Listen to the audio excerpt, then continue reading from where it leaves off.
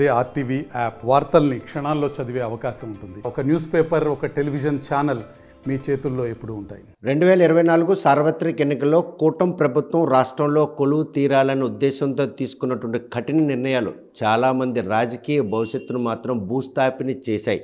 అందులో ముందు వరుసలో ఉన్నటువంటి 40 ఏళ్ళుగా ఆ పార్టీని నమ్ముకొని ఉండి 5 పర్యాయాలు భర్త ఎమ్మెల్యేగా, 1 పర్యాయం భార్య ఎమ్మెల్యేగా ఉన్నటువంటి గుండా లక్ష్మీదేవి కుటుంబం మాత్రం ఈరోజు జనం మర్చిపోయే విధంగా తీసుకున్న నిర్ణయాలు ఈరోజు ఆ కుటుంబం ఆ రాజకీయంలో కొనసాగుతుందా లేదా అనే విషయం మనతో మాట్లాడడానికి మాజీ ఎమ్మెల్యే గుండా లక్ష్మీదేవి మనతో ఉన్నారు. చూస్తే కనుక ఈరోజు తెలుగుదేశం పార్టీ మీ కుటుంబాన్ని పూర్తిగా మర్చిపోయిందని నేను చెప్పలేనండి. మొట్టమొదట చంద్రబాబు నాయుడు గారు ముఖ్యమంత్రిగా ప్రమాణ స్వీకారం చేయటానికి ముందు రోజు సాయంత్రం నాకు విజయవాడ పార్టీ ఆఫీస్ నుంచి ఫోన్ వచ్చిందండి. మీ విఐపి పాసు, అదేవిధంగా మీ కారు పాసు ఉంది, తీసుకోండమ్మా అని చెప్పారండి. నేను తర్వాత సరే బాబు అన్నాను. తర్వాత మళ్ళీ ఫోన్ చేస్తే మీ పాసులు పట్టుకెళ్ళిపోయారటమ్మా అనేసి అన్నారు. అంటే ఎవరు పట్టుకెళ్ళిపోయారండి అంటే పేరు చెప్పారండి. సరే బాబు అనేసాను. అంటే మళ్ళీ ఫోన్ చేసి మీరు రెండమ్మా, మీకు పాసులు ఇస్తామమ్మా అనేసి అన్నారు. అలాగేనయ్యా అనేసాను. అంటే ఆ పిలుపుని కంటి తుడుపు చర్య తీసుకోవాలా, మిమ్మల్ని గుర్తుండే వాళ్ళు పిలిచారని ఆహ్వానంగా పరిగణలోకి తీసుకోవాలి? గుర్తుండే పిలిచారంటే, ఎందుకంటే వాళ్ళే కదా చేసి చెప్పారు. మళ్ళీ తర్వాత ఫోన్ చేసి సరేనమ్మా మీకు వేరే పాసులు ఇస్తాం రండి అని చెప్పారంటే వాళ్ళు గుర్తుండే చేసి ఉంటారని నేను అనుకుంటున్నానండి. ముఖ్యమంత్రిగా చంద్రబాబు నాయుడిని ప్రమాణ స్వీకార కార్యక్రమానికి పిలిచినటువంటి గుండా ఫ్యామిలీకి అదే సార్వత్రిక ఎన్నికల్లో టిక్కెట్ ఇవ్వకుండా చేయడంలో కూడా చంద్రబాబు నాయుడు పాత్ర లేకపోలేదు అనుకోలేదా లక్ష్మీదేవి? చంద్రబాబు నాయుడు గారు ముఖ్యమంత్రి అవ్వాలి, ఆయన నిండు సభలో ఒక కౌరవ పాలనలో చాలా బాధపడ్డారు, అవమానాలు ఎదుర్కొన్నారు. అలాంటి వ్యక్తి మళ్ళీ గౌరవపదంగా శాసనసభలో అడుగు పెట్టాలి అని 4 సంవత్సరాలు కరోనా సమయంలో కానీ మిగిలిన సమయాల్లో కానీ పార్టీ ఇచ్చిన ప్రోగ్రాములు కానీ మా సొంత ప్రోగ్రాములు కానీ చేసి ఆయన గెలిపించడానికి అన్ని విధాలా ప్రయత్నించానని అనుకుంటున్నానండి. అలాంటప్పుడు ఆయన గెలిచాక మాకు మంచి జరుగుతుంది అనుకున్నాను. మీరు చేసిన ప్రయత్నంలో 4.5 పాటు ఆ పార్టీని పరిరక్షించూ వచ్చినప్పటికి కూడా మిమ్మల్ని మర్చిపోవడానికి గల బలమైన కారణం ఏంటి? ఎటువంటి సంప్రదింపులు లేకుండా మీకు క్షేత్రస్థాయిలో ఇంతలా అవమానపరిచినటువంటి ఏ పరిణామం ఈరోజు ప్రజలను మీరు దూరం అయ్యారు? ప్రజలు నన్ను దూరం చేయలేదండి. ప్రజలు ఎప్పుడు మా పట్లే ఉన్నారు, మా పట్ల చాలా సానుభూతితో ఉన్నారు. కానీ ప్రజల నుంచి మిమ్మల్ని దూరం చేసినటువంటి పరిణామం ఎందుకు ఆయన మరి ఆ నిర్ణయం తీసుకున్నారో మాకు తెలియదండి. ఆయన టికెట్ ఇవ్వకపోవడం జరిగింది. అయితే 4 సంవత్సరాల ఇంచుమించుగా ఎలక్షన్ ముందు రోజు వరకు, అంటే టికెట్లు అనౌన్స్ చేసే ముందు రోజు వరకు పార్టీ కోసం కష్టపడిన నాకు ఎందుకు టికెట్ ఇవ్వలేదు, టికెట్ ఇవ్వకపోవటానికి ఫలానా కారణం అని నాకు, అదేవిధంగా ఆ అభ్యర్థికి కూర్చోబెట్టి ఆయన చెప్పుంటే నేను చాలా సంతోషించి ఉండేదాన్నండి. అందరిలాగే నేను కూడా టీవీ చూసి నా పేరు రాకపోవడం చాలా బాధ మాత్రం పడ్డానండి. ముందు రోజు మేము గుణపాలెం డోర్ టు డోర్ తిరిగేటప్పుడు కూడా నేను ఎంపీ గారు కలిపే తిరిగామండి. తిరిగినప్పుడు కూడా ఎంపీ గారు అక్కడ స్పీచ్లో కూడా లక్ష్మీదేవికి నాకు ఇద్దరికి 2 ఓట్లేసి గెలిపించండి అనేసి చెప్పారండి. మరి ఈ పరిణామాలు ఎప్పుడు జరిగాయో, ఎలా జరిగాయో, ఎందుకు జరిగాయో అన్నది ఆయనకే తెలియాలండి. మీ మనోగతంకి అనుగుణంగానే పార్టీ కోసం 4.5 ఏళ్ళుగా అంటే చివరి క్షణం వరకు ఆ పార్టీ కోసం శ్రమించారు. టిక్కెట్ ఇవ్వకపోయినా కూడాను. 9 నెలలైంది కూటమి ప్రభుత్వం కొలువు తీరి. పగలు రాజకీయాల్లో శాశ్వత శత్రువు, శాశ్వత మిత్రులు ఉండరు అంటారు. కానీ నీ భర్తకు వచ్చినటువంటి ఈ ప్రాణాంతక కష్టాన్ని ఎవరైనా వచ్చి మీ కష్టం గురించి ఆరా తీయడం కానీ, కనీసం పరామర్శకు వచ్చే పరిణామాలు ఏమైనా ఉన్నాయి? చెప్పాలంటే మాతో 40 సంవత్సరాలు ఉన్న వ్యక్తులందరూ ఎంతో అభిమానంగా వచ్చారండి. అదేవిధంగా వేరే పార్టీల నుంచి కూడా వచ్చారు. కోన్ రవి కానీ, మన కళా వెంకట్రావు గారు కానీ ఇలా రావడం జరిగిందండి. కొంతమంది వ్యక్తులు తల్లి తండ్రి అని ఎలక్షన్లో మా ఫోటో పెట్టుకొని తిరిగి కనీసం బాగులేనప్పుడు పరామర్శకు కూడా రాకపోవడం చాలా మనస్తాపం పడ్డాను. ఏం చేశారని మీ మీద ఇంత పగని వాళ్ళు మూట కట్టుకున్నారు? నాకైతే తెలీదండి. ఏం చేశానో నాకైతే తెలీదు. అసలు నా కొడుకుల కన్నా ఎక్కువగా చూశానండి. అలాంటి వ్యక్తి ఎందుకు మా నుంచి దూరం అయ్యాడో, లేదు మా మీదే టిక్కెట్ పెట్టాలన్న ఆశ ఆయనకి ఎందుకు కలిగిందో చెప్పుంటే ఇంకో రకంగా ఉండేదేమో అని నేను అనుకుంటున్నానండి. అంతేకాకుండా చాలా బాధాకరమైన విషయం ఏంటంటే, చాలా తప్పుడు మాటలు. ఒక తల్లికి, నీకు తల్లి ఉంది, భార్య ఉంది, చెల్లెళ్ళు ఉన్నారు. అలాంటి వ్యక్తి ఎదుటి ఆడవాళ్ళ గురించి తప్పుగా మాట్లాడడం, అందులో తల్లి లాంటి వ్యక్తి మీద మాట్లాడడం నాకైతే చాలా బాధ అనిపించిందండి. చూస్తే ఇంకా కూడా ఇప్పటికి కూడాను మీ మీద ఇంకా పగ కొనసాగుతున్న పరిణామాలే బయట ప్రచారం జరుగుతుంది. మీరు ఆ రోజు అభ్యర్థి గెలుపు కోసం దోహదపడలేదు, మీరు ప్రచారంలో నెగిటివ్ చేశారన్నటువంటి ఒక పోకడలు కూడా అంటే అధిష్టానానికి నివేదికల రూపంలో సమర్పిస్తున్నట్టు నిజమేనా? రాబిన్ శర్మ గారి టీం నుంచి అజయ్ అని ఒక వ్యక్తి వచ్చాడండి. నేను రాబిన్ శర్మ గారు నియమించిన వ్యక్తిని ఇక్కడంతా నేనే చూస్తున్నానమ్మా అని చెప్పాడండి. నేనైతే నమ్మానండి. నేను ఎవరినైనా నమ్ముతాను. అదేవిధంగా నమ్మాను. నమ్మిన తర్వాత అతను ప్రతి విషయాన్ని నా దగ్గరకు వచ్చి నోట్ చేసుకొని మరుసటి రోజే ఒకటి రోజు 2 రోజుల తర్వాత అదే విషయం మీద ఇంకో వ్యక్తిని ఫోకస్ చేయిస్తుండడం నాకు కొన్నాళ్ళ వరకు అర్థం అవ్వలేదండి. తర్వాత అర్థమయ్యి నేను కూడా ఆయన వచ్చేటప్పుడు మాటలు తగ్గించేసానండి. ఏది చెప్పినా ఊగొట్టడం తప్ప నా నుంచి అని చెప్పేదాన్ని కాదండి. ఆయన కోవర్టు అని మీరు నిర్ధారణకు వచ్చారా? అంతే కదండి, కోవర్ట్ అనే అనుకున్నానండి. లేకుంటే ఈరోజు నేను పలానా రోజు నేను వెళ్ళాలి ఇక్కడికి స్టేడియంకి అనుకుంటే 2 రోజుల ముందే స్టేడియంకి పంపించేసేవారండి. ఆ ఆలోచన ఎలా వస్తుందండి? నేను చెప్తేనే కదా వచ్చింది. అందువలన నేను చాలా బాధపడ్డానండి. ఈరోజు కూడా ఎందుకు నా మీద కక్ష అనేది నాకు అర్థం అవ్వదండి. ఆ కక్ష ఎందుకో, మీరు అమ్మగారు మనుషులను అనడం ఎందుకో, ఇవన్నీ ఎందుకు ఇలా జరుగుతున్నాయో తెలీదండి.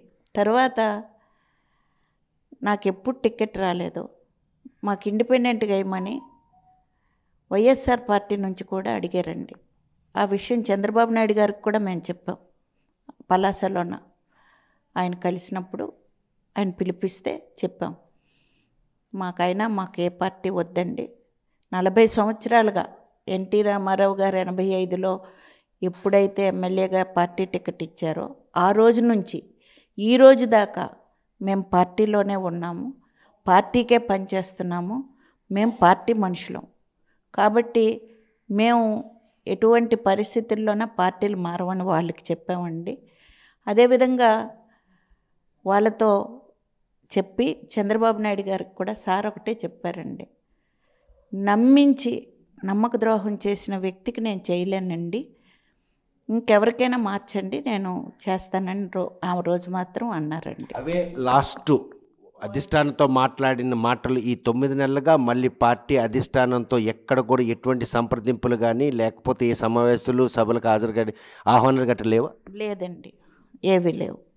ఎక్కడ ఎప్పుడూ కూడా కనీసం పార్టీ ఆఫీస్లో మీటింగ్ అయినప్పుడైనా జిల్లా పార్టీ అధ్యక్షులు కానీ ఎవరూ కూడా పిలవడం లేదండి. ఎందుకు పిలవడం లేదో కూడా నాకు తెలియదండి. చూస్తే ప్రస్తుతం మీరు టీడీపీతో పూర్తిగా బంధం తెగిపోయే పరిణామాలు వాళ్ళు రూపొందించిన ఏదో వ్యూహంలో చిక్కి గుండ ఫ్యామిలీ పూర్తిగా రాజకీయ నుండి భూస్థాపితం అయిపోయిన పరిణామాలు. భూస్థాపితం అయితే అవ్వమండి. ఎందుకంటే మాకు నమ్ముకొని కొంతమంది ఉన్నారు. వాళ్ళ కోసమైనా మేము రాజకీయాల్లో ఉండాలి. నా కొడుకు కూడా వస్తాడు, వాడు కూడా రాజకీయాల్లో రావాలనుకుంటున్నాడు. కానీ వాడి పరిస్థితులు అక్కడ వాడి పరిస్థితులు బట్టి వాడు వస్తాడండి.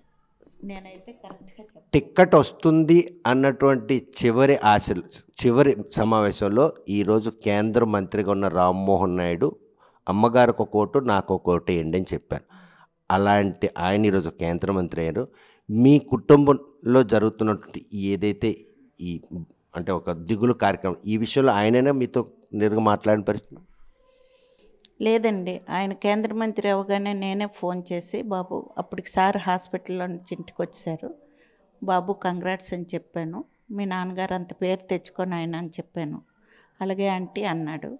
తర్వాత ఆయనకి హాస్పిటల్కి వెళ్ళిన తర్వాత అటునుంచి 2వ రోజునో 3వ రోజునో అబ్బాయే ఫోన్ చేసి, ఆంటీ అంకుల్కి బాగాలేదట, ఎలా ఉందా ఆంటీ అన్నాడు. అంటే లేదైనా ఆపరేషన్ అయింది, బాగానే ఉన్నారు అని చెప్పాను. వీళ్ళు చూసుకొని వస్తాను ఆంటీ అన్నారు. అలాగే నాయన అన్నాను. అప్పటికి మంత్రి అయ్యాడు, కేంద్ర మంత్రి. ఆయన కూడా బిజీగా ఉంటాడు. అయితే మీరు ముందు కొన్ని విషయాలు అడిగారండి. నా మనసులో మాట కూడా నేను ఎప్పటి నుంచో ప్రజలకు చెప్పాలనుకుంటున్నానండి. నేను ఎప్పుడైతే శంకర్రావు ఎగనెస్ట్గా ఒక ఇన్ఛార్జ్ మీద వచ్చాడో అచ్చెన్నాయుడు గారి దగ్గరికి వెళ్ళానండి. అయ్యా ఇలా ఎగనెస్ట్గా వస్తున్నారు, నువ్వు ఒక్కసారి కూర్చోబెట్టి వాళ్ళకి నాకు పిలిపించు. వాళ్ళు ఎంతమంది వచ్చినా పర్వాలేదు, నేను ఒక్కదాన్నే వస్తాను. నా తప్పైతే నేను క్షమించమని అడుగుతాను, వాళ్ళ తప్పైతే అందరం కలిసి పనిచేసేటట్టుగా నువ్వు చెప్పు, అంతకు మించి నేనేం కోరుకోవడం లేదు అనేసి అన్నానండి. ఆ విధంగా ఆయన దగ్గరికి 3 సార్లు వెళ్ళడం జరిగిందండి. మరి దాని మీద ఆయనకి ఖాళీ లేదో ఏమో, స్పందన అయితే లేదండి. ఆ వ్యవహార శైలి చూస్తుంటే రాష్ట్ర పార్టీ అధ్యక్షుడిగా కావాలనే మీ తాలూగా ఏదైతే అభ్యర్థులను పట్టించుకోలేదు, వినలేదు, పెడచేవరు పెట్టారని అనిపించిందా మీకు? సహజం కదండి. గుండా ఫ్యామిలీ రాజకీయ భవిష్యత్తు ఏ ప్లాట్ఫారం మీదకి ఆ బండి ఎక్కబోతుంది? 40 ఏళ్ళుగా నడిచినటువంటి ట్రాక్ ఈరోజు కుప్పకూలిపోయిన పరిణామాల నేపథ్యంలో రేపు ఈ గమ్యం చేరి ఆ జనం గుండెల్లో గూడు కట్టుకోవడానికి ఎటువైపుగా ఈ రాజకీయ పయనం సాగనుంది? మేము 40 సంవత్సరాలుగా ఒకే పార్టీ అనుకుంటూ వచ్చామండి. అదే పార్టీలో మా రాజకీయం పూర్తవుతుందండి. చంద్రబాబు నాయుడు గారు పిలిచి, మా అవసరం అనుకుంటే పిలిచి మాట్లాడితే చాలా సంతోషిస్తాం. లేని పక్షంలో మౌనంగా ఉండిపోతామండి. మౌనం ఉంటే ప్రజలు మాత్రం ఈరోజు మీ గుండెల్లో కూడుకున్న ప్రజలకు మాత్రం సమాధానం చెప్పాల్సి ఉంటుంది. ఏదో ఒక రాజకీయ ప్లాట్ఫారం కనుక లేకపోతే ప్రజాదరణకి గుండా ఫ్యామిలీ దూరం అయిపోయే ఒక చెడ్డ రోజులు కళ్ళు చూడాల్సిన పని. ఈరోజు కూడా మేము తెలుగుదేశం పార్టీలోనే ఉన్నామండి. మేము సభ్యత్వం తీసుకున్నాం. మేము అన్ని విధాల పార్టీకే అనుగుణంగా నడుస్తున్నాం. నా మీద ఒక పుకారు పెట్టారండి. నేను ఎమ్మెల్యేగా ఉన్నప్పుడు 15లో, అంటే 2015లో నగేష్ గారు వాళ్ళ ఒక ప్రెస్కి ఓపెనింగ్కి పిలిచారండి. నాతో పాటు ధర్మాన ప్రసాదరావుకి పిలిచారండి. నాకు ఆ విషయం తెలీదు. ధర్మాన ప్రసాద్ మాకు కజిన్ అవుతారండి, నాకు అన్న అవుతాడు. అక్కడ మామూలుగా బొట్టు పెట్టమంటే నాకు కుళ్ళు కుతంత్రాలు తెలియవండి. అప్పుడు దాకా నేను హౌస్ వైఫ్గా ఉన్నాను. మామూలు ధర్మాన ప్రసాద్కి వాళ్ళు ఇంట్లో వాళ్ళు ఆఫీసులోదే కదా అని పెట్టానండి. దాన్ని ఒక పెద్ద దీనిగా ఎలక్షన్లో చూపించారండి. అది కూడా పార్టీ ఆఫీస్కి పంపించారండి. నేను ఏ దేవుడి మీద ఒట్టేయమన్నా వేస్తానండి. నేను దేవుణ్ణి చాలా నమ్ముతాను. ఎలక్షన్ మొదలైన రోజు నుంచి ఆఖరి రోజు వరకు ఏ ఒక్కరికి కూడా నేను ఫోన్ చేయలేదండి. ఆ పార్టీకే ఈ పార్టీకే చెప్పలేదండి. ఎందుకంటే నేను చాలా భయపడిపోయానండి. పాత కార్యకర్తలందరూ కూడా ఇక్కడుంటే మా ఇంటికి వస్తే మేమేదో అంటారేమోనన్న భయానికి మేము ఇక్కడ లేకుండా వైజాగ్ కూడా వెళ్ళిపోయామండి. ఎలక్షన్ రోజున నేను ముందు రోజు రాత్రి 8 గంటలకు వచ్చానండి. ఉదయం లెగిసి ఓటేసానండి. ఓటేయడానికి వెళ్ళేటప్పుడు కూడా మా అరసవిల్లిలో ఫస్ట్ ఓటు నేను వేసేదానండి. ఏ ఓటైనా ఎవరికి ఎలక్షన్ అయినా ఆ ఫస్ట్ ఓటు కూడా నేను వెళ్ళకుండా, నాయన జనం లేనప్పుడు చెప్పండిరా వస్తానని అక్కడ ఉన్న కుర్రోళ్ళకి చెప్పానండి. మా అరసవిల్లి కుర్రోళ్ళకి. వాళ్ళు సరేనమ్మా అని మధ్యాహ్నం 12 అయింది, ఎవరు లేరు, వెళ్ళామండి. వెళ్ళి ఓటేసి వచ్చాను. వచ్చేటప్పుడు కుర్రోళ్ళందరూ అమ్మ ఫోటో తీసుకుందాం అన్నారు. వద్దురా ఇక్కడ వద్దు, అవతల మన రోడ్డు మీద తీసుకుందాం అని అందరం వచ్చేసామండి.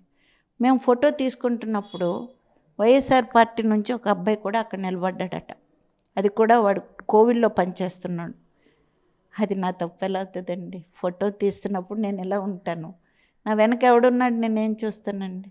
తర్వాత ఇంకా ఘోరమైన మాట ఏంటంటే, నాకు ఎక్కువగా ఈ చీరలే ఉంటాయండి నా దగ్గర, గ్రీన్ కలర్. ఎందుకంటే నాకు గ్రీన్ అంటే ఇష్టం. ఆ రోజు లైట్ గ్రీన్ కలర్ చీర కట్టుకున్నాను. అది కూడా పార్టీ సింబల్ అట. ఇంతకన్నా ఘోరమైన మాటలు ఇంకేం పాడాలో నాకు అర్థం అవ్వలేదండి. ఈ పరిణామాలన్నీ కూడాను ఎందుకు రాజకీయాలు అనిపిస్తుందా, లేకపోతే వీళ్ళందరికీ మూతోడు జవాబు చెప్పేందుకు గుండలక్ష్మీదేవికి వ్యూహం రచిస్తుంది అన్నట్టు ఒక సంకేతం వాళ్ళు కలిగించేందుకు సన్నాహాలు చేస్తుంది? నాకు మాత్రం ఇవన్నీ చూసి ఎందుకు ఈ రాజకీయాలు వీళ్ళందరి చేత నేను మాట పడవలసి వస్తుందా అని చాలా బాధపడుతుంటానండి. కానీ ఏది ఏమైనా నా తాలూకా మనుషుల్ని రక్షించడానికైనా నేను పార్టీలో కొనసాగాలని అనుకుంటున్నానండి.